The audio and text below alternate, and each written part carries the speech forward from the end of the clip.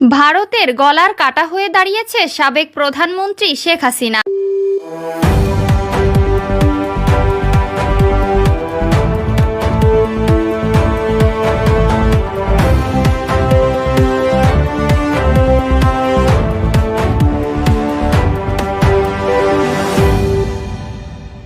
যেটাকে তারা খুব তাড়াতাড়ি বের করতে চাচ্ছে। ভারতের প্রশাসন ও বিশেষজ্ঞরা চাচ্ছে হাসিনা যেন খুব দ্রুতই ভারত ত্যাগ করে, এমনকি তাকে গ্রেফতার করে বাংলাদেশের হাতে হস্তান্তর করার কথা বলেছে অনেকে। তার সব অপরাধের বিচার এই বাংলার মাটিতেই হবে। তার বিচার যদি বাংলার মাটিতে নাও হয়, তাহলে আন্তর্জাতিক আদালতে হাসিনার বিচারের সুযোগ রয়েছে।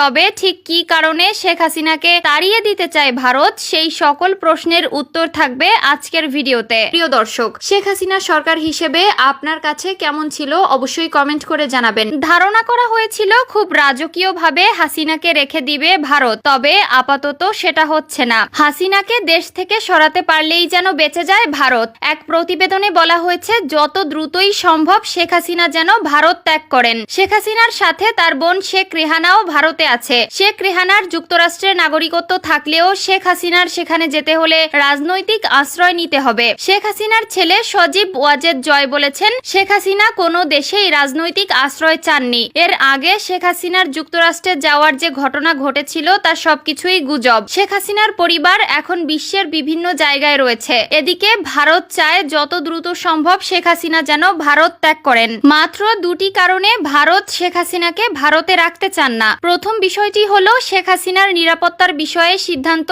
এবং দ্বিতীয় বিষয়টি হলো বাংলাদেশে যে সরকারি আসুক তার সাথে সুসম্পর্ক রাখতে চায় ভারত। বাংলাদেশে শেখ হাসিনার জনতার মনোভাব তুঙ্গে। ভারত চায় না শেখ হাসিনাকে আশ্রয় দিয়ে বাংলাদেশের সাথে সুসম্পর্ক নষ্ট করতে। ভারত ভেবেছিল সেনার হাতে দেশ চলবে, কিন্তু পরবর্তীতে বুঝতে পারে বাংলাদেশে একটি গণতান্ত্রিক প্রতিষ্ঠা চালু হবে। তাহলে বাংলাদেশে যে সরকার ক্ষমতায় বসবে তার সাথেই ভারতের সুসম্পর্ক রাখতে হবে। ভারত মনে করে বাংলাদেশের সাথে সম্পর্ক রাখলে সেটা ভারতের জন্য অনেকটা সুবিধাজনক। ভারত চায় না বাংলাদেশের এই বিষয়ে ঝামেলায় জড়িয়ে সংখ্যালঘুদের ক্ষতি করতে। অর্থনৈতিকভাবে ভারতকে আরো সচ্ছল করতে হলে বাংলাদেশকে তার আয়ত্তে থাকা লাগবে। শেখ হাসিনাকে যদি ভারত আশ্রয় দেয় তাহলে সেটা ভারতের জন্য অনেক বড় একটি চ্যালেঞ্জ হয়ে যাবে। এজন্য শেখ হাসিনাকে ভারত সরকার গলার কাটা মনে করেন। বৈষম্য বিরোধী ছাত্র আন্দোলনের প্রধান সমন্বয়ক নাহিদ জানিয়েছে, শেখ হাসিনা পালিয়ে গেলে হবে না। এই আন্দোলনে যত শিক্ষার্থীকে হত্যা করা হয়েছে সকল কিছুর বিচার করতে হবে। এইদিকে শেখ হাসিনাকে গ্রেফতার করে বাংলাদেশের হাতে হস্তান্তর করার জন্য আবেদন জানিয়েছেন বাংলাদেশ সুপ্রিম কোর্ট। সকলেই জানেন কোটা আন্দোলনের ভয়াবহতা এতটাই ছিল যে 15 বছর দেশ শাসন করা শেখ হাসিনা পদত্যাগ করে ইন্ডিয়া যেতে বাধ্য হয়েছে। এখন সোশ্যাল মিডিয়ায় ঢুকলে দেখতে পাওয়া যায় অনেকেই বলছে দেশ স্বাধীন হয়নি বরং ধ্বংস হচ্ছে, আবার অনেকে বলছে দেশটি স্বাধীন হয়েছে। এখানে আপনার মতামত কি অবশ্যই জানাবেন।